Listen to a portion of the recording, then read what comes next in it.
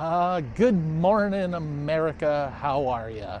Don't you know me? I'm Dan O'Can, and we are on the road, and we are in Sweetgrass, Montana. We've just got across the border. We've been on the road for 4 hours already. It's 10 o'clock in the morning, and we're still picking our way, or we're working our way, I should say, to Kalispell, where we're going to tour around and check a few things out again, and also get Mabel her next cancer treatment. Hopefully her only needed cancer treatment.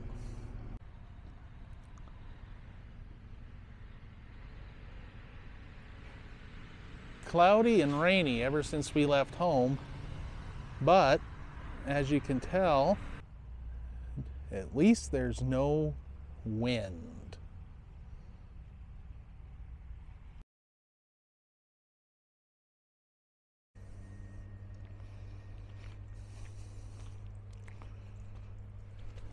The border crossing was pretty non-eventful. There was maybe 6 or 8 cars in line ahead of us. We just kind of had to wait our turn, got up to the window, handed over our passports. Guy asked where we were heading. I said Kalispell. He said why? I said, oh, we like the area. We want to do a little touring, a couple museums we want to check out. Asked if there was any food or drink in the car. I said no. Asked if we had anything to declare. I said no. He handed the passports back and we carried on. It wasn't until Emily mentioned as we left the border that I actually do still have some coffee in my travel mug here. So I guess for the first time in my life, I lied to a border guard and said there was nothing to eat, drink, or smoke in the car. Uh-oh. Yeah, well, it was an honest mistake. It's not like I was trying to hide my coffee. So, oh well, back on the road. So we are in Kevin, Montana, here just south of the border. Pulled in here because there's a Great Northern Railway caboose I wanted to take a look at. Really, the rain's coming down pretty good here, so you'll probably get some drops of water on the screen, but hey, don't pass up the chance to see a caboose. Plus, there's a geocache under here somewhere.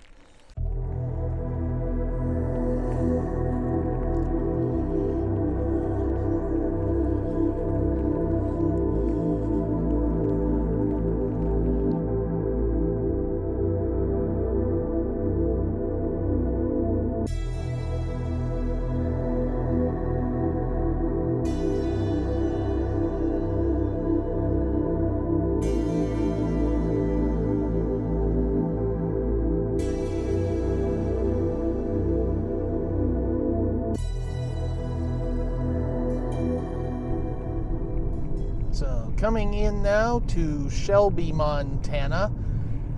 Our original route was going to take us through Kevin and across that way, but we both were really hungry and we've been on the road for 5 hours now, so we figured it's time to get some fuel, grab some lunch, and then we'll cut over from here.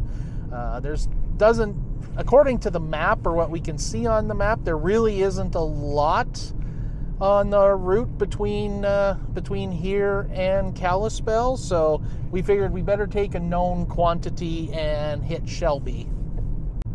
Plus, there's a restaurant here in Shelby that we ate at before that we really enjoyed, even though I can't remember the name right now.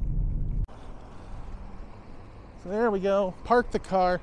Had to come check out the plaque on this old Conoco station here. Did not see the plaque the last time we were here. We did comment that it was a 1930s style, and yes, it was built in 1936. And as we commented the last time we were here too, you can see there's been a couple of additions to it. The color of the brick changes there where the downspout is, and then this much more modern addition off on the right. And just down the street to the left of the First State Bank sign there, you can see the sign for the Griddle Restaurant, and that's the name of the restaurant we were trying to remember. We are hitting it right at noon, so hopefully it's not too busy. It's so funny, look at that.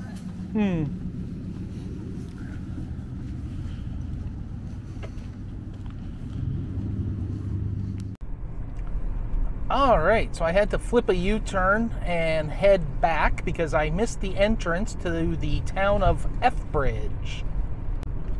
So basically, it's Lethbridge, but without the L. And what caught our attention was there was a grain elevator in town. And then what caught Emily's attention is that apparently there is a train coming. And yes, I can see the headlight off to our left here. We were hoping for some train action, and we got it.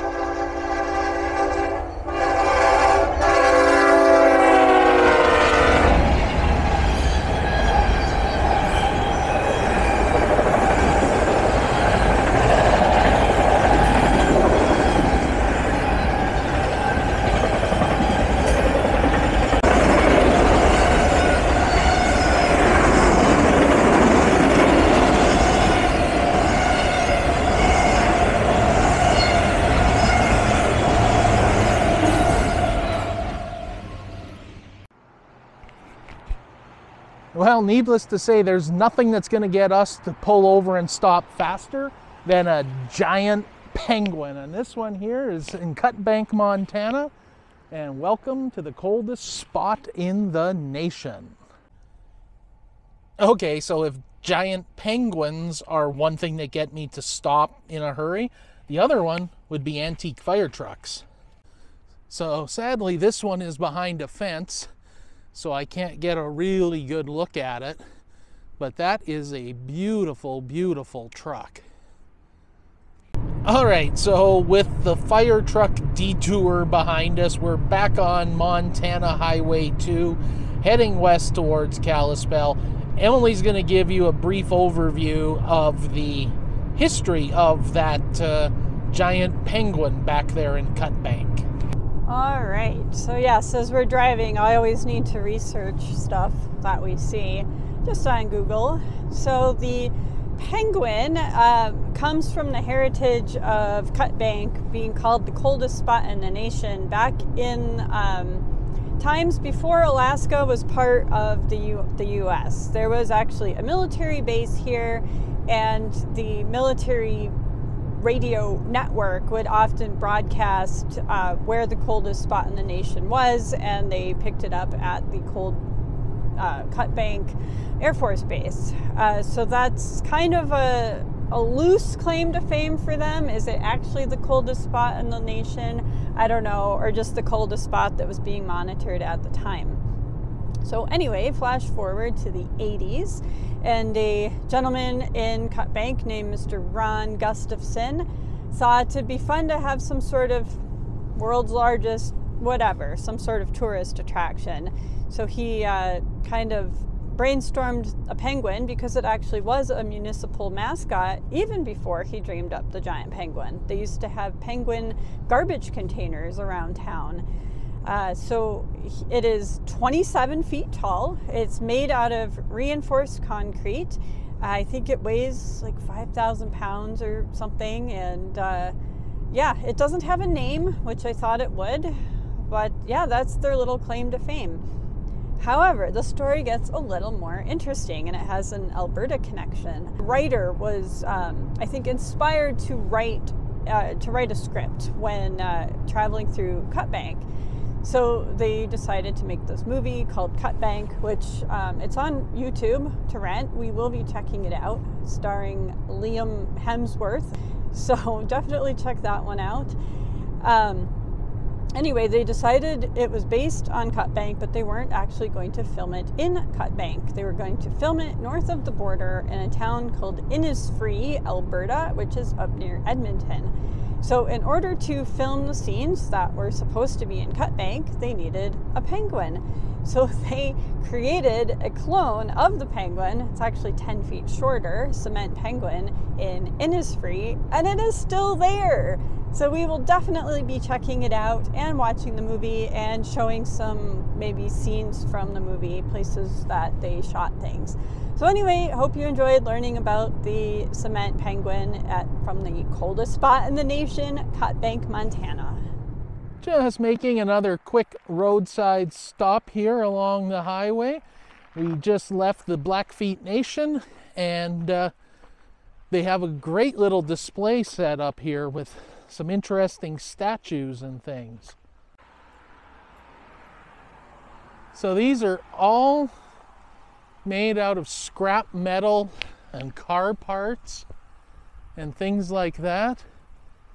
And I don't know if you can get quite the appreciation for the level of detail that's gone into these, but like you look at their tails here, and they're made out of barbed wire and things, giving them a sense of texture.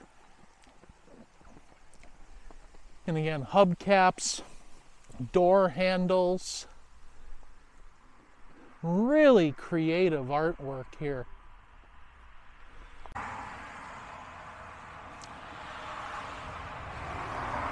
Classic Smokey the Bear.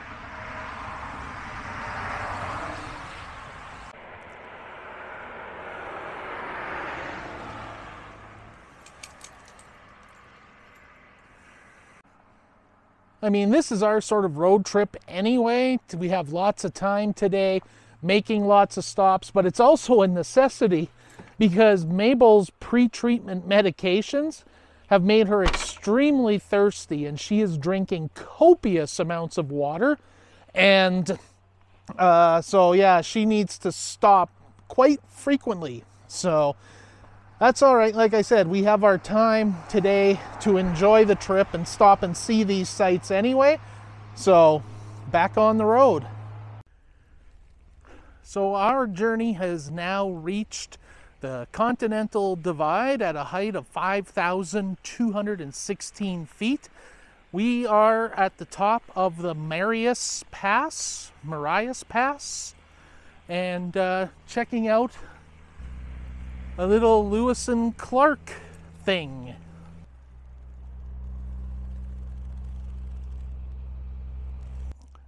Okay, so I got confused. Apparently somewhere around here, back on the Blackfeet Reservation, there is a obelisk to Lewis and Clark. This is not it. This is a memorial to Theodore Roosevelt.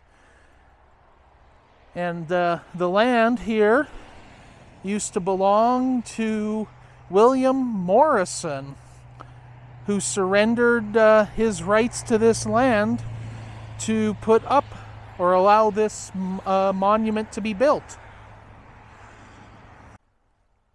So yes, here's another plaque. The Conservation of Forests of the United States. Emily was just reading the plaque there, and apparently this is the lowest crossing of the Continental Divide in the state of Montana. Little information on the Theodore Roosevelt Memorial Monument. It was built in 1931, dedicated October 25th of that same year. Originally, it was supposed to have a granite arch spanning the highway, but instead they just built this obelisk, laying the cornerstone August the 23rd, 1930. 60 feet tall. An interesting fact, up until 1989, it was actually in the center of the highway, but was moved to this location for safety purposes. So there's probably somebody out there who's got photos of it in the middle of the highway. So, statue of John F. Stevens, the civil engineer for the Great Northern Railroad. Interesting that prior to the completion of this section in 1930, they would actually load your car onto a rail car to move it to one side of the pass to the other. And the Theodore Roosevelt International Highway extends 4,060 miles from Portland, Maine to Portland, Oregon via Ontario, Canada.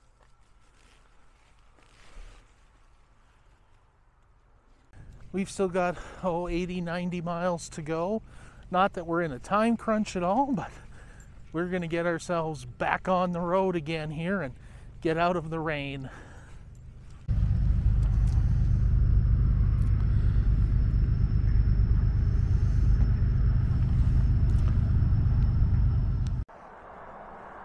All right, pulled over here at the Shepherd Memorial Fountain. It's a historic roadside attraction.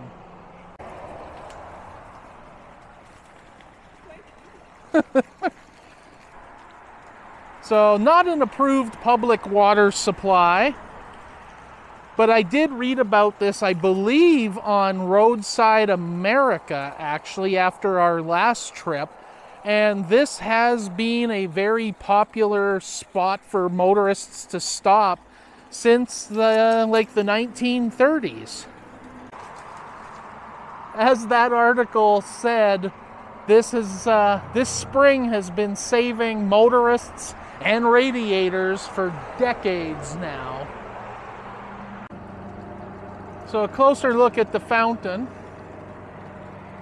Not sure when this was built, but used to be a functioning fountain. Not so much now anymore.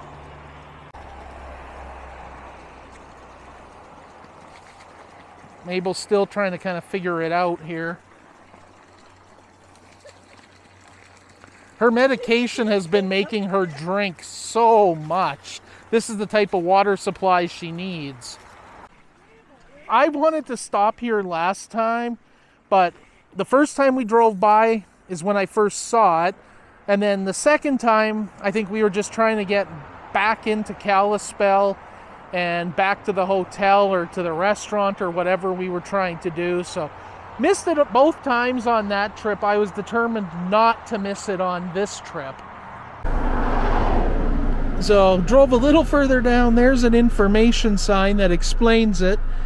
This area was donated by James and Hazel Simpson in 1954 to the Montana Highway Department, and they developed the Burney Roadside Park as one of the state's first rest areas in 1956.